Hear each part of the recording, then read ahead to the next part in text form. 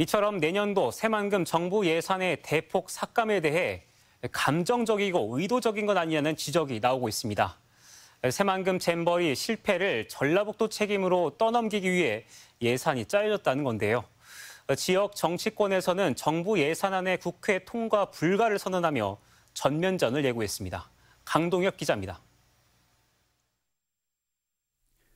새만금 예산을 대폭 삭감하고 추진 중인 사업의 적정성까지 면밀히 살펴보겠다는 정부.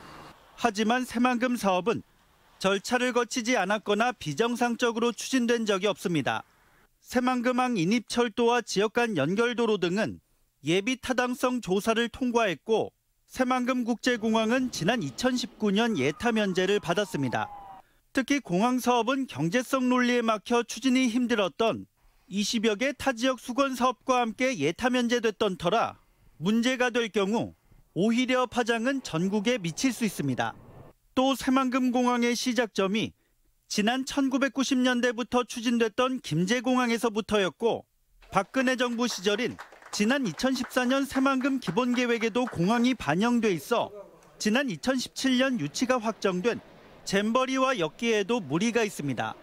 반면 부산 가덕도 신공항에 대해선 정부가 지역 경쟁력 강화와 엑스포 유치에 맞춘 조기 개항을 염두에 두고 내년에 5,300여 원을 투입하기로 결정하면서 따가운 시선을 받고 있습니다. 가덕도 신공항 건설 추진에 대한 사항을 비교해서 우리 지역이 소외당하지 않는 그런 모습을 좀. 사정이 이렇다 보니 정부가 국가 예산을 무기로 잼버리 실패의 책임을 전라북도에 씌우는 것 아니냐는 지적이 나오는 상황. 지역 정치권에서는 거세게 반발하고 있습니다. 민주당 전북도당은 새만금 예산 삭감을 강하게 규탄하며 야당 차원에서 적극 대응한다는 방침입니다.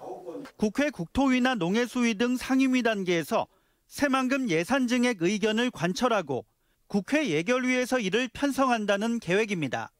새만금 예산은 이 잼버리 문제에 대한 어떤 감정성 예산이기 때문에 결코 인정을 할 수가 없고요. 복원할 수 있는 것은 최대한 복원을 시키고.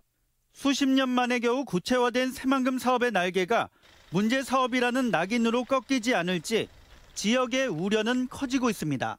MBC 뉴스 강동엽입니다.